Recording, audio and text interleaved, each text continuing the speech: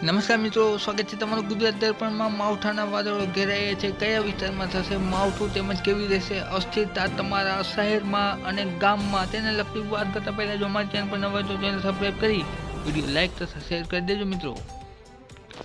તારીખ 13 અને સોમવાર બપોર બાદની વાત કરીએ સૌરાષ્ટ્ર કચ્છના વાતાવરણની, તો ખાસ કરીને સલાયા વિસ્તારમાં તેમજ ખંભાળિયા વિસ્તારમાં, લાલપુરમાં, જામનગરથી દક્ષિણમાં, કાલાવડમાં, ધ્રોલમાં તેમજ સાથે સાથે વાંકાનેર, મોરબી, આ ઉપરાંત ચોટીલા, રાજકોટ, સાપર, વેરાવળ, ગોંડલ, જસદણ વિસ્તાર સુધીમાં ગાજવીજ સાથે વરસાદ પડી શકે છે ઘણા વિસ્તારોમાં, જેમાં સામાન્ય માવઠુંથી લઈ અને કરા સાથેનો વરસાદ પડી શકે છે મિત્રો તારીખ 13ના રોજ। ત્યારબાદ વાત કરીએ રાત્રિગાળા સમય દરમિયાનની, તો મોરબી અને સુરેન્દ્રનગર આ ઉપરાંત ઉત્તર ગુજરાતના અમુક વિસ્તારોમાં છે એ ગાજવીજ સાથે વરસાદ પડી શકે છે મિત્રો। ત્યારબાદ આપણે વાત કરીશું 14 તારીખ મુખ્ય અસર રહેવાની છે વાતાવરણમાં।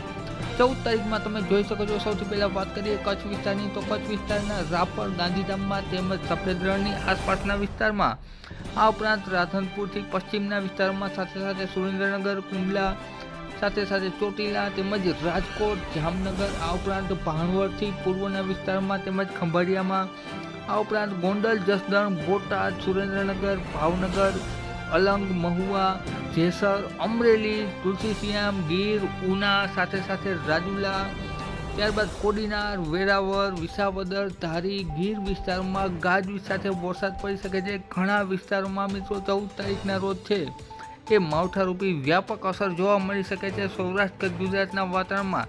ત્યારબાદ આપણે 14 તારીખની સાંજની વાત કરીએ, તો 14 તારીખના રોજ રાત્રિગાળા સમય દરમિયાન છે એ ખાસ કરીને જૂનાગઢ અને અમરેલી વિસ્તાર આસપાસ તેમજ જૂનાગઢ ગિરનાર પર્વત ઉપર વરસાદી વાતાવરણ સર્જાઈ શકે છે મિત્રો। 13 અને 14 તારીખના રોજ ખડાયું નીકળશે અને ગાઢ વાદળો છવાઈ શકે છે સૌરાષ્ટ્ર ગુજરાતના વાતાવરણમાં। ત્યારબાદ આપણે વાત કરીશું 15 તારીખના રોજ પણ વાતાવરણનો પલટો આવી શકે છે અસ્થિરતાને કારણે, ખાસ તો ગાંધીધામમાં તેમજ માંડવીમાં, મુન્દ્રાની આસપાસના વિસ્તારોમાં તેમજ મોરબી, આ ઉપરાંત જામનગર, ભાણવડ, ભાટિયા તેમજ પોરબંદરથી પૂર્વમાં, કુતિયાણા, ઉપલેટા, જૂનાગઢ, કેશોદ વિસ્તારમાં, માણાવદરમાં તેમજ કદાચમાં, મેંદરણામાં। ત્યારબાદ વાત કરીએ દક્ષિણ સૌરાષ્ટ્રની, તો તુલસીશ્યામમાં, ધારીમાં, આ ઉપરાંત કોડીનારથી ઉત્તર દિશામાં મિત્રો વ્યાપક પ્રમાણમાં વાદળો જમાવટ જોવા મળશે અને સાથે સાથે ઘણા વિસ્તારોમાં છે એ ગાજવીજ સાથે વરસાદ પડી શકે છે મિત્રો। માવઠું છે